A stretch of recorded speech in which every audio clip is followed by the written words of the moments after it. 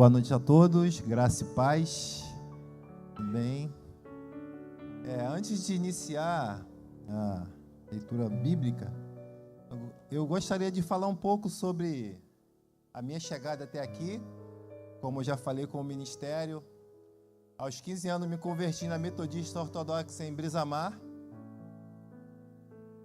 Conheci a minha esposa também, logo em seguida. Pastor Marco foi o meu pastor lá, durante um período. Depois pastor Antônio também foi o meu pastor, tá, pastor Antônio? E lá congregamos durante um determinado período. E nesses últimos anos, a igreja metodista, que era em Brisamar, se desligou da Irmandade Metodista, e eu continuei na Irmandade Metodista. Mas a igreja, que era em Brisamar, não era mais da Metodista, então eu me direcionei para a igreja do pastor Jorge, ali no quilômetro 54, e congreguei lá durante esse período, e esse ano eu vim congregar com vocês aqui. Eu tenho 2 filhos, um se chama João Pedro, o mais novo, e o mais velho se chama Jonatas. Jonatas mora em Sorocaba, São Paulo, e o meu filho trabalha em Escala, e estuda e congrega na Atos 2, em Brisamar, e trabalha até domingo, e também, assim como eu também trabalho em Escala. Minha Escala eu trabalho 4 dias e folgo 4 dias. Por isso a minha demanda de estar aqui no culto é baixa, tá, pastor? Perdoa a minha falta, tá? Mas vamos à leitura bíblica, para a gente darmos início. Primeiro livro de Reis,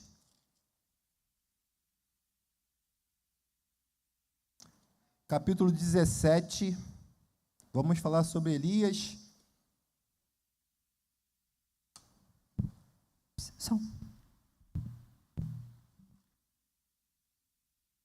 O Augusto me pediu um louvor, o pastor Marcos já determinou o louvor do final do culto, tá?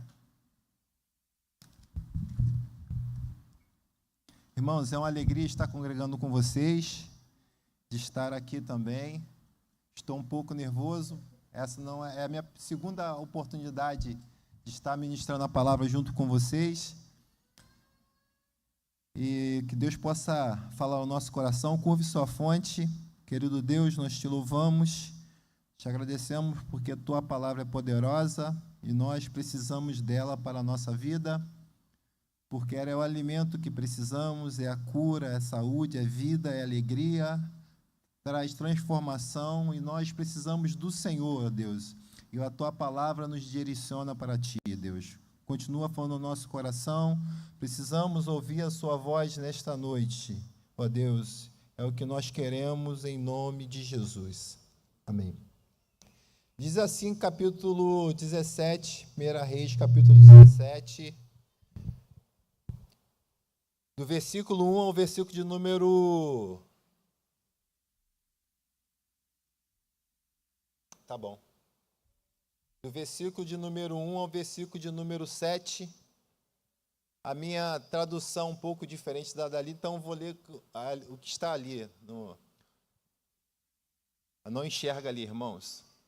Ora, Elias de Tisbé, em Gileade, disse a Acabe: tão certo como vive o Senhor, o Deus de Israel, a quem sirvo, não cairá orvalho nem chuva nos anos seguintes, exceto mediante a minha palavra. Depois disso, a palavra do Senhor veio a Elias: sai daqui, vai para o leste, esconde-se perto do riacho de Querite, a leste do Jordão. Você beberá do riacho. E dei ordem aos corvos para o alimentarem lá. E fez o que o Senhor lhe tinha dito. Foi para o riacho de Querite, a leste do Jordão, e ali ficou. Os corvos lhe traziam pão e carne de manhã, e no final da tarde ele bebia a água do riacho. Algum tempo depois, o riacho secou-se por falta de chuva na terra. Amém? Deus nos abençoe. Querido, nós vivemos uma situação no Brasil de uma crise institucional e parlamentar muito dura.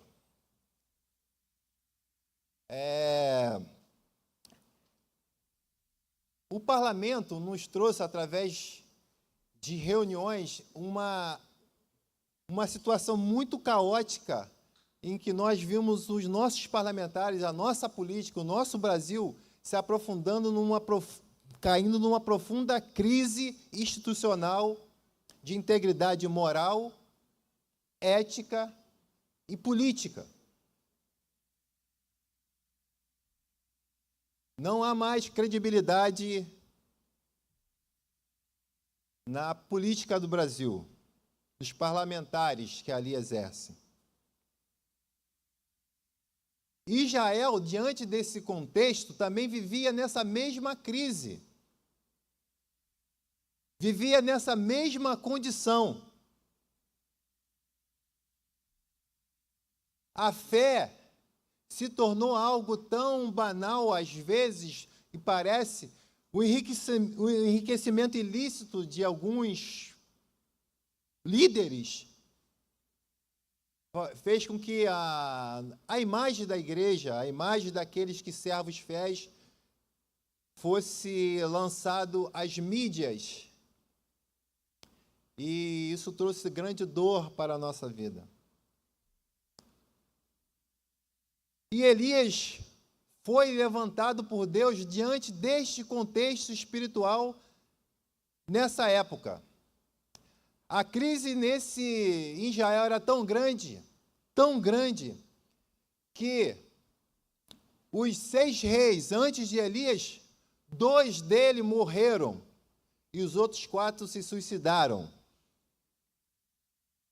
Foram 209 anos de 8 dinastias e nenhum desses reis andaram com Deus. E nesse contexto foi lançado Elias, e o rei, porventura, era Acabe. Acabe foi um dos piores reis que existiu nessa dinastia. Além de ser o pior rei, ele casou com a pior mulher do mundo, Jezebel, assassina, feiticeira, idólatra.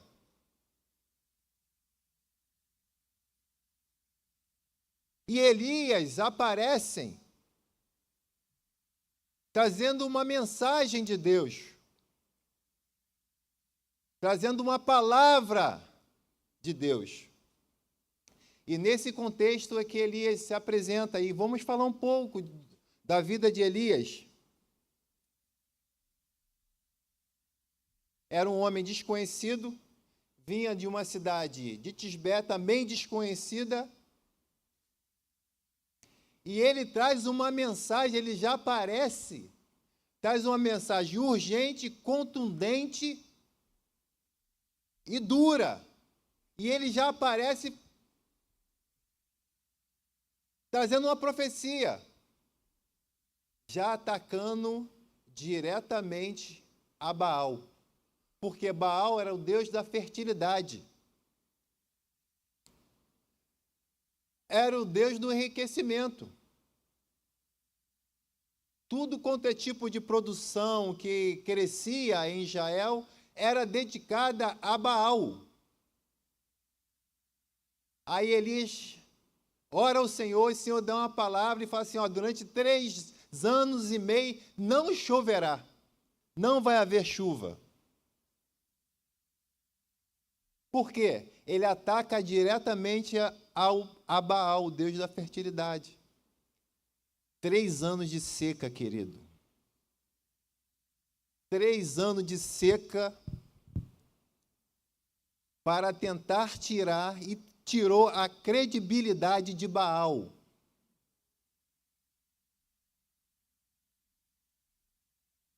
Sem holofote, Elias não vinha de lugar nenhum, não tinha um holofote, a luz da ribalta, sua à sua frente, dizendo, mas ele chegou e já profetizou isso, orou ao Senhor e profetizou isso a Acabe.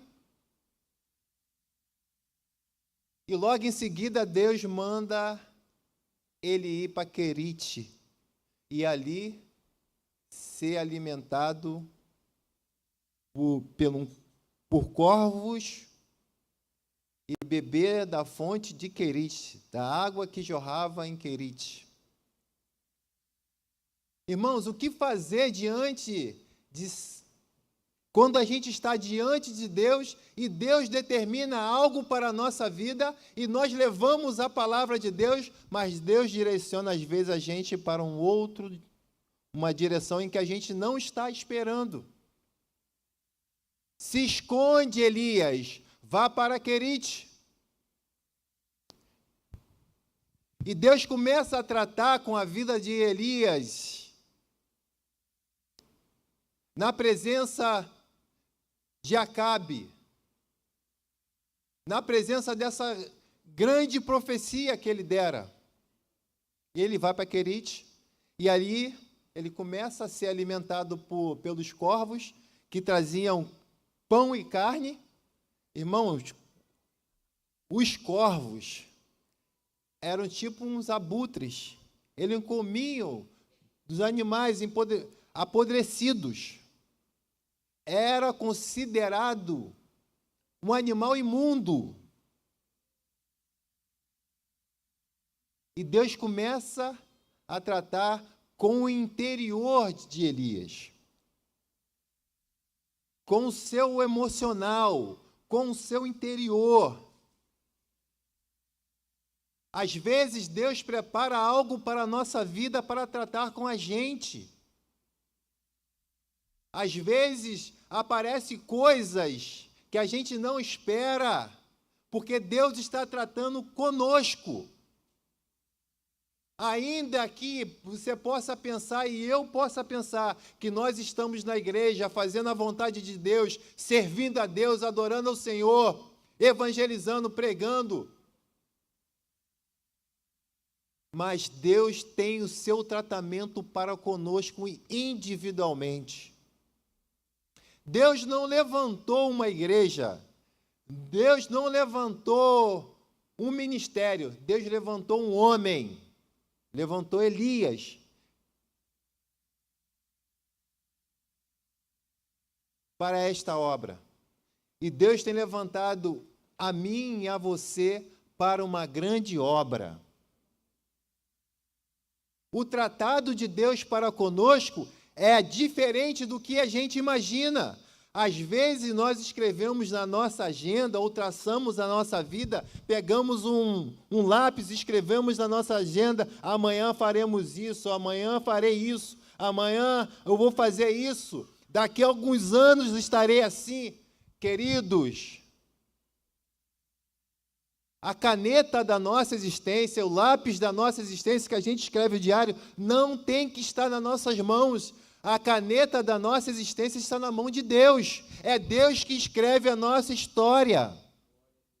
É Deus que direciona para onde eu vou, para onde eu tenho que ir.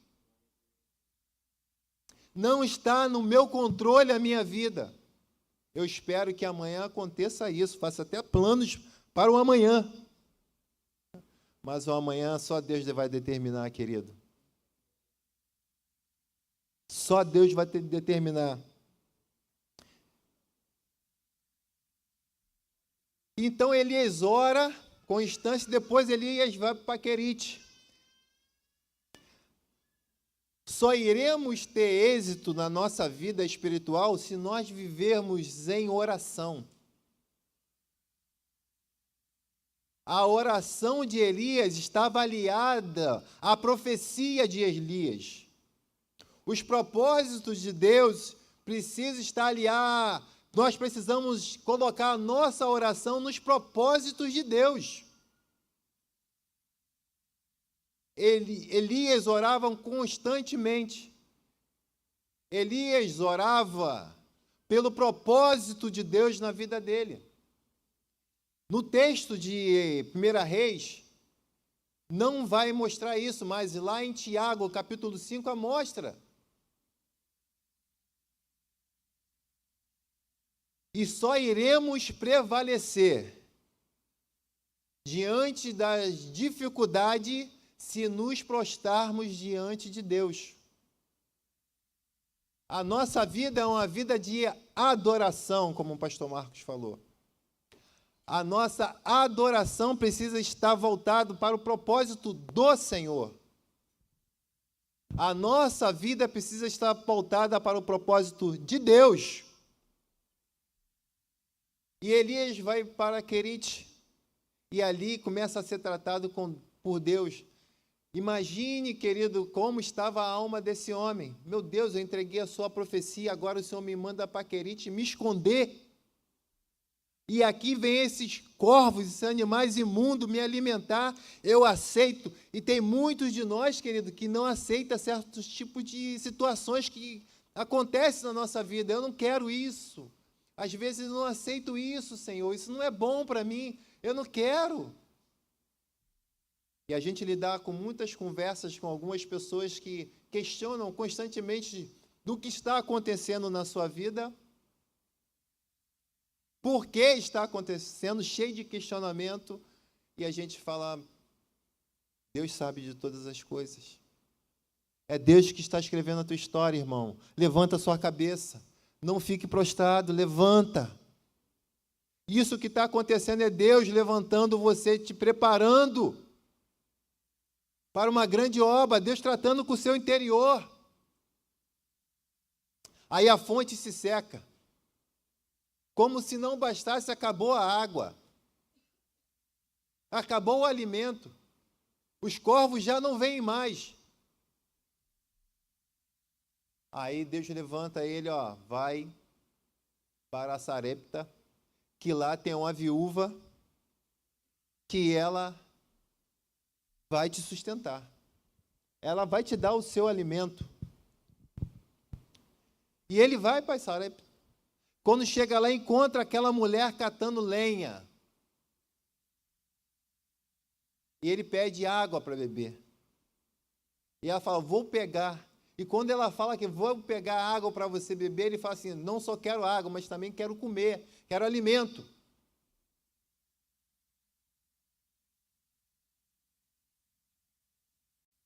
Olha como Deus faz, querida. Aí a mulher fala, o que eu tenho é só para mim, para o meu filho, que eu vou compartilhar com você, e aí nós morreremos. Se depara com duas situações. A dor daquela mulher, por estar preparando o seu último alimento para ela e para o seu filho, e depois ela fala, e morreremos. Ela já esperava a morte.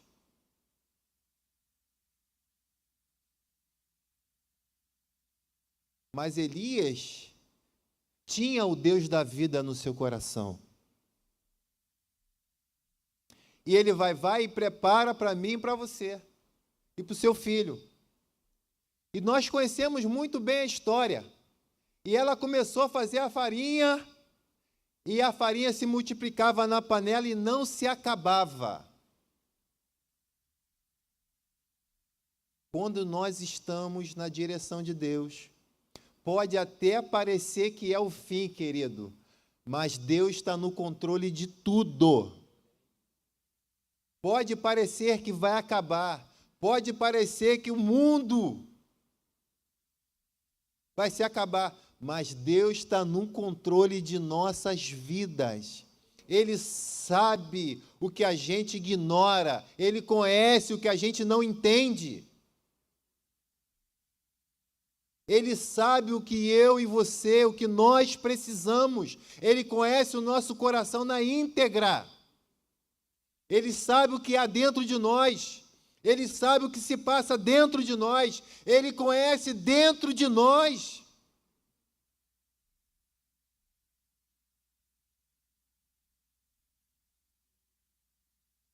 E ele começa a tratar. E aquela farinha se multiplica, querido.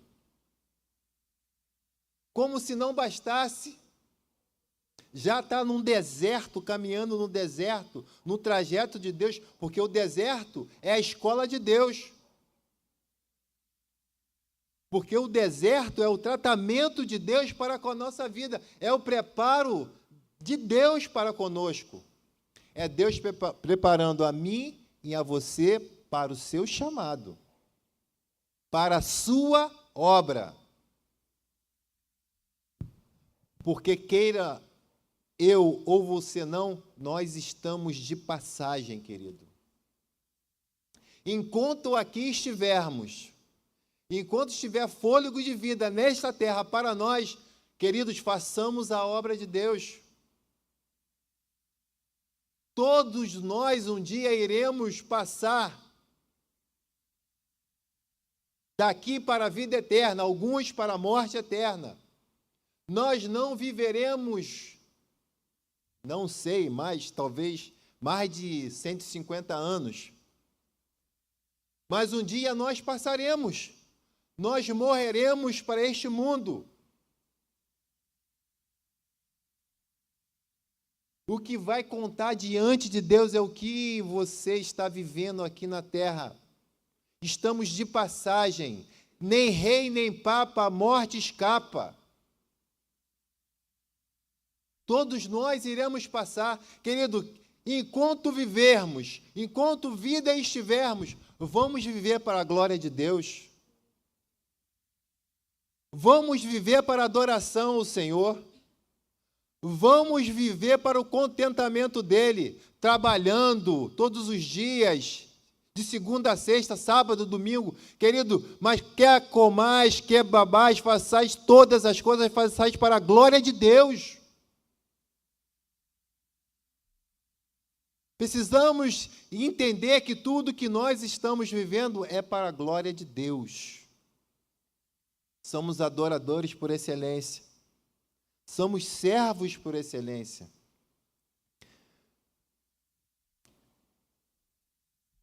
E nesse local de solidão é que Deus tratou Elias e mandou ir para Sarepta, também uma escola superior de Deus. Como se não bastasse, Deus levou Elias ainda para um tratamento superior com esta mulher. Sarepta significa moinho, fornalha, cadinho. Para quem não conhece, quem conhece uma fornalha, conhece um cadinho, nos altos fornos de uma empresa metalúrgica, no meio dele, na concentração maior do seu forno, existe uma coisa chamada homem morto, que significa que a alta temperatura daquele centro de calor ali é tão forte que tudo que bate ali derrete. É onde jogam o carvão, que vai aquecer esse fogo ainda mais, e joga as pelotas de ferro, que vai se tornar o ferro gusa, e logo vai se tornar o ferro, a chapa de ferro, o ferro que é feito a lataria de um carro, de uma geladeira, de uma porta. Então, essa alta temperatura, essa fornalha, Deus tira ele do deserto e coloca ele numa fornalha. Que fornalha, pastor? A fornalha, querido. De repentemente, o filho daquela mulher adoece. Como se não bastasse, aquele garoto morre. E aquela mulher que havia sido abençoada por Elias começa a acusar Elias. Foi você que trouxe a morte à minha casa? Queridos, não há dor maior do que sermos acusados de uma coisa que nós não fizemos. Quando a injustiça vem contra nós, quando Deus permite que isso aconteça, e vem contra nós, e aquela mulher acusa Elias de ter amaldiçoado o seu lar, e Elias, querido, não fala nada, não diz uma palavra, Lembre-se de uma coisa, querido, só precisa se defender quem não tem Jesus como seu advogado. Se Jesus é seu advogado, queridos, você não precisa se defender. Se você anda na justiça, obedece a Deus, não precisarás se defender. E o que Elias faz? Talvez muito de nós atacaríamos a ofensa, o ofensor. Mas a visão daquele homem nos traz uma demonstração de caráter, de uma consciência emocional perfeita. O que ele faz? Ele fala, pega aquela criança nos seus braços, ou seja, ele transfere a dor daquela mulher para os seus braços. Pega aquele menino, diante daquela acusação, leva para o quarto. E novamente ele ora. E novamente ele fala com Deus. Querido, ali ele fala. E ele fala muito. E ele fala muito. E ora. E quando ele abre a porta novamente, chama a sua mãe, o garoto está vivo. E Deus realiza um grande milagre diante da tão grande circunstância. Depois de passar por grandes aprovações, de sair de Querite até Sarepta, que ficava em Hebrom, que era a cidade em que a central de adoração de Deus, do Deus Baal, a cidade natal de Jezebel, a mulher que desejava o matar, que tinha atrás dele Acabe, Jezebel tentando matar, e ele vai. Queridos, você consegue entender como Deus trata a nossa vida? Talvez algum de nós esteja passando por grandes lutas e adversidades. Querido, é Deus tratando conosco, é Deus fazendo uma grande obra na nossa vida. É Deus ministrando sobre nós para que nós possamos render aquilo que Ele quer.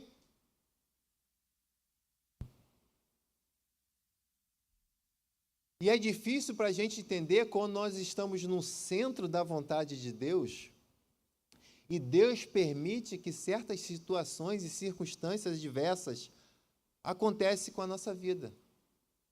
É difícil de entender, queridos, que há situações quando você está adorando, sentindo a presença de Deus, mas quando você chega na tua casa, os problemas vêm. Isso faz lembrar Jó. Está tudo bem. De repentemente, os seus filhos morrem. Os seus bens começam a se desfazerem. Como se não bastasse, a sua pele começa a ficar escamosa. A gente consegue entender o que Deus faz com a nossa vida? A gente consegue entender que a nossa vida não é nós que administramos, que o amanhã não é nosso, que o amanhã, o que vai acontecer amanhã, não nos pertence, pertence a Deus, que é Ele que determina o que vai acontecer amanhã. Tem muitos de nós, queridos, passamos por certas dificuldades. Pode ser que amanhã a doença venha para mim. Pode ser que amanhã tudo possa despencar.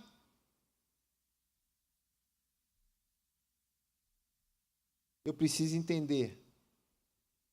E eu tento me programar minha mente para entender as vontades de Deus sempre e colocá-la ela no centro da vontade de Deus para que eu possa aprender com aquilo que Deus está fazendo com a minha vida. Às vezes, as fontes se secam. Se secam na sua casa, as fontes, às vezes, se secam na sua finanças, se secam no seu relacionamento. Às vezes o casamento não está bem, as fontes se secam. Às vezes as fontes se secam para a saúde.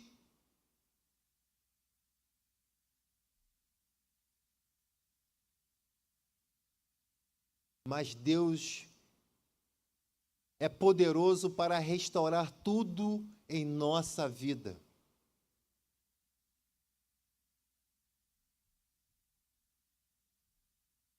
Porque Deus é assim, queridos. As coisas ficam difíceis, muito difícil, depois fica impossível, aí Deus age. Deus trata conosco dessa forma. Difícil, no impossível, aí Ele começa a agir na nossa vida. Eu fiquei desempregado durante um período muito longo. E pedindo a Deus constantemente, orando, jejuando, ia ao monte, pedia a Deus. E nada, não conseguia um emprego. E no período maior da escassez do emprego, depois de alguns anos e 2 meses, no período que não poderia existir emprego, e Deus abre a primeira porta. Isso aconteceu em novembro. A primeira porta de emprego. Eu estava trabalhando, quando recebi outra proposta de emprego. Aí eu fui para o outro emprego. Isso foi em dezembro. Quando chegou em janeiro, eu recebi a proposta para outro emprego. Deus estava falando assim comigo, eu poderia te dar esse emprego lá no início, porque eu tenho todo o poder, mas quem dá a chuva sou eu, mas quem derrama a bênção sou eu, mas quem faz tudo na sua vida sou eu. Nunca é o que você quer, sempre vai ser o que eu quero, e o que eu quero para você é o melhor para você. Deus não dá o que a gente quer, querido. Deus dá o que Ele quer, o que Ele precisa para você.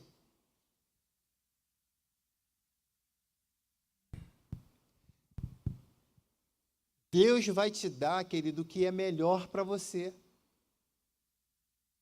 Desesperado, fiquei. Com 2 filhos. Fiquei triste, querido, em certo momento da minha vida. Fiquei. Poderia ter ficado depresso.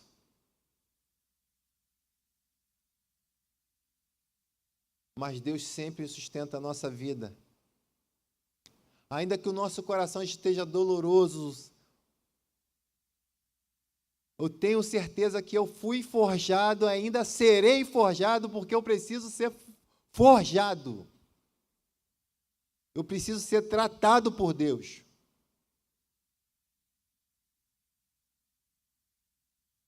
E assim Deus faz na minha e na sua vida.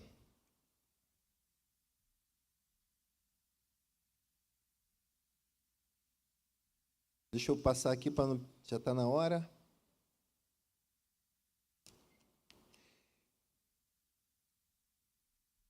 Elias transfere aquela dor daquela mulher para os seus braços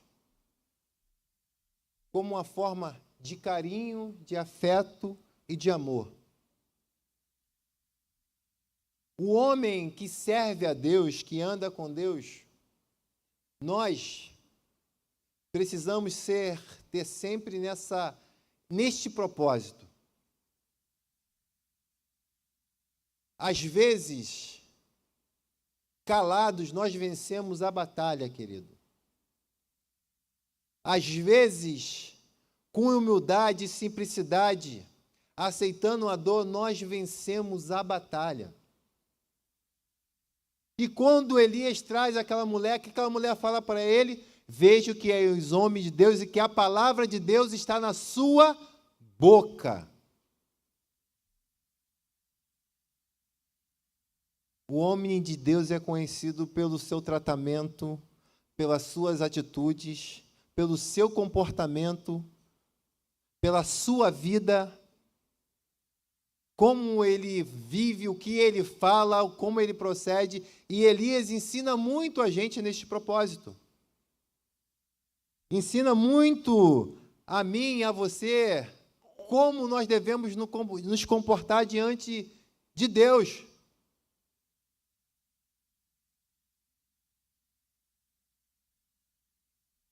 E andar com Deus, querido, é adorá-lo, é servi-lo, é amá-lo. Tem muita gente que diz estar andando com Deus, e não há verdade nisso.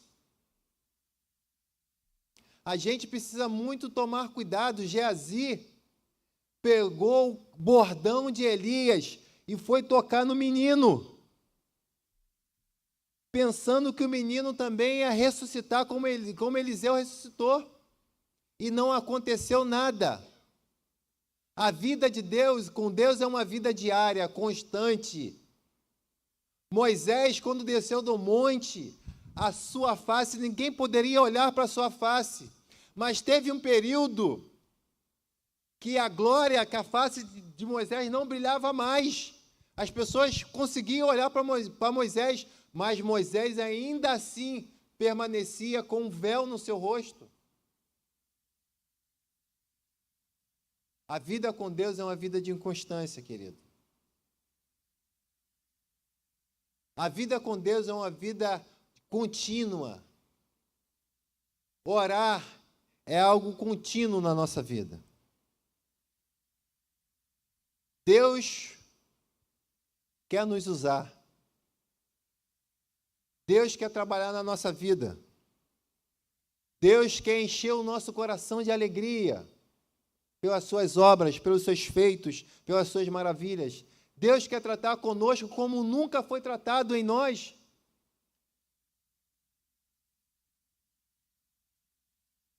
Deus quer nos usar. Deus quer nos preparar. Deus tem uma grande obra para a nossa vida, queridos.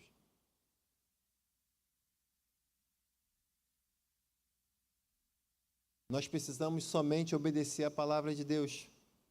Entregar o nosso caminho ao Senhor, o nosso coração por completo a Deus.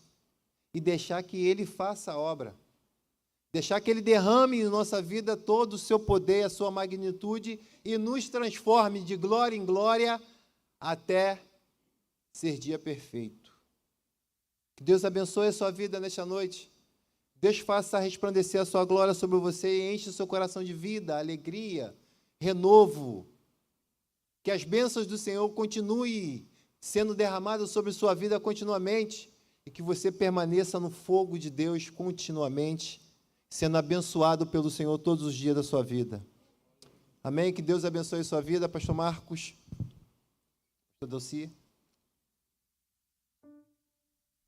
Muito obrigado a Pastor Marco pela oportunidade de me receber nesta igreja, de me aceitar como membro desta igreja. Eu estou muito feliz de estar aqui. Pastor Delci, obrigado por vocês me aceitarem como irmãos. Amém? Vamos aplaudir.